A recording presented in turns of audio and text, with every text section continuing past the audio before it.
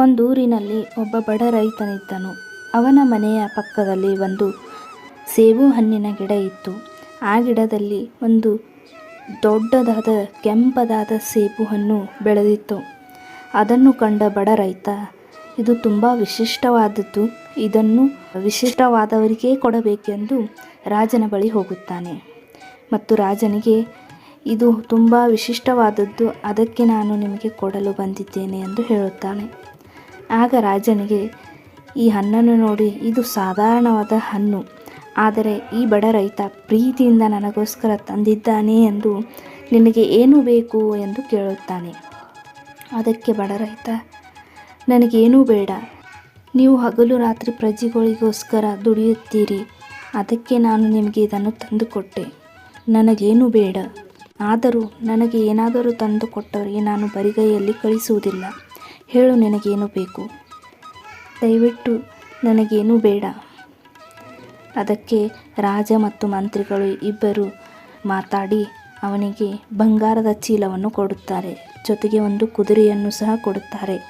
ಆ ಕುದುರೆಯ ಮೇಲೆ ಬಂಗಾರ ಚೀಲವನ್ನಿಟ್ಟು ರೈತ ಮನೆಗೆ ಬರುತ್ತಾನೆ. ಅದನ್ನು ಕಂಡು ಪಕ್ಕದಲ್ಲಿರುವ ಶ್ರೀಮಂತ ರೈತ ಹೊಟ್ಟೆ ಕಿಚ್ಚು ಪಡುತ್ತಾನೆ.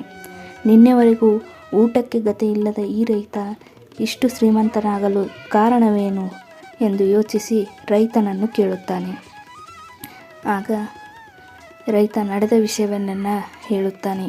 ಆಗ ಶ್ರೀಮಂತ ರೈತನು ಯೋಚಿಸುತ್ತಾನೆ, ನನ್ನ ಬಳಿಯೂ ಒಂದು ಸೇಬು ಹಣ್ಣಿನ ಮರ ಇದೆ, ಅದರಲ್ಲಿ ತುಂಬ ಸುಂದರವಾದ ಸೇಬು ಹಣ್ಣುಗಳಿವೆ. ಒಂದು ಹಣ್ಣಿಗೆ ಇಷ್ಟೊಂದು ಬಂಗಾರವಾದರೆ ಇಷ್ಟೆಲ್ಲ ಹಣ್ಣಿಗೆ ಎಷ್ಟು ಸಿಗಬಹುದೆಂದು ಯೋಚಿಸಿ ಅವನ್ನೆಲ್ಲ ಕಿತ್ತುಕೊಂಡು ರಾಜನ ಬಳಿ ಒಯ್ಯುತ್ತಾನೆ ಮತ್ತು ಅವನಿಗೆ ಹೇಳುತ್ತಾನೆ, ನಾನೊಬ್ಬ ಬಡ ರೈತ, ನಿಮಗೋಸ್ಕರ ಈ ಹಣ್ಣುಗಳನ್ನು ತಂದಿದ್ದೇನೆ, ಇವು ತುಂಬ ವಿಶಿಷ್ಟವಾದವು ಎಂದು ಹೇಳುತ್ತಾನೆ. ಅದಕ್ಕೆ ರಾಜ, ನಿನಗೇನು ಬೇಕು ಇದರ ಬದಲಾಗಿ ಎಂದು ಕೇಳಿದ್ದಕ್ಕೆ ಮೊದಲು ನನಗೇನೂ ಬೇಡ ಅಂತ ನಾಟಕವಾಡುತ್ತಾನೆ. ಮತ್ತೊಮ್ಮೆ ಕೇಳಿದ ಮೇಲೆ, ನಿಮಗೆ ಏನು ಸರಿ ಅನಿಸುತ್ತದೆಯೋ ಅದನ್ನು ನನಗೆ ಕೊಡಿ ಎಂದು ಶ್ರೀಮಂತ ರೈತ ಹೇಳುತ್ತಾನೆ. ಆಗ ರಾಜನಿಗೆ ಅರ್ಥವಾಗುತ್ತದೆ, ಇವನು ಬಡ ರೈತನಲ್ಲ, ಇವನ ಬಳಿ ಇಷ್ಟೊಂದು ಹಣ್ಣುಗಳಿವೆ.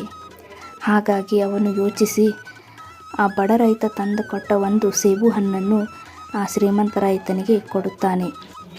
ಇದು ತುಂಬ ವಿಶಿಷ್ಟ ಮತ್ತು ಒಬ್ಬ ಬಡ ರೈತನ ಪರಿಶ್ರಮ, ಅದಕ್ಕೆ ನಿನಗೆ ಕೊಡುತ್ತಿದ್ದೇನೆ. ಅದನ್ನು ತೆಗೆದುಕೊಂಡು ಶ್ರೀಮಂತ ರೈತ ಸಪ್ಪೆ ಮೋರೆ ಮಾಡಿ ಮನೆಗೆ ತೆರಳುತ್ತಾನೆ.